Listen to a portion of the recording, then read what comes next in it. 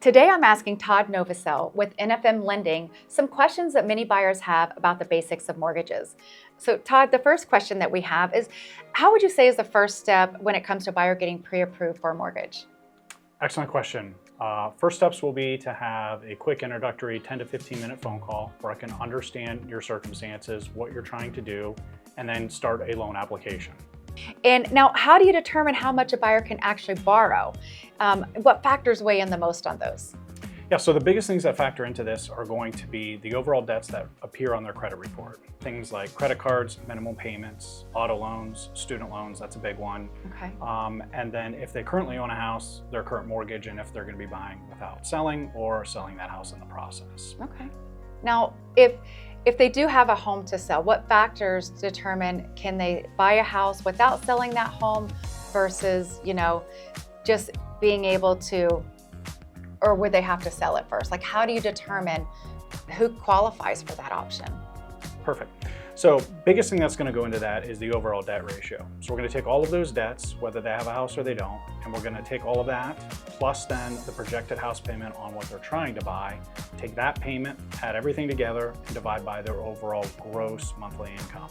Okay. A lot of people think that it's the net income, but we can actually use their gross income. Oh, I didn't know that. Good to know. All right.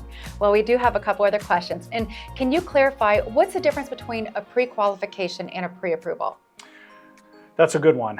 Pre-qualification is me just having a conversation with a client, potentially looking at their credit, but not reviewing everything on them more formally, such as their bank statements, pay stubs, W-2s, tax returns if they're self-employed, and doing a more extensive, thorough research on that client. So the initial check would be considered what's called a pre-qualification. The more thorough, extensive check is a pre-approval, and that is much more beneficial for that consumer to actually get out there and start looking at homes with a pre-approval where the lender has done their due diligence. Yeah, I know as a listing agent, I definitely, if buyers are writing on one of my listings, I want to see that pre-approval letter. I want to know that all the boxes are checked and they're qualified to buy the home that they're writing an offer on, just so it doesn't waste my seller's time. So that's extremely important. Excellent. Yeah. And I do have one more question. And how much should buyers realistically plan to put down as a down payment on a home? It can vary. The absolute minimum that somebody needs to put down is 3%.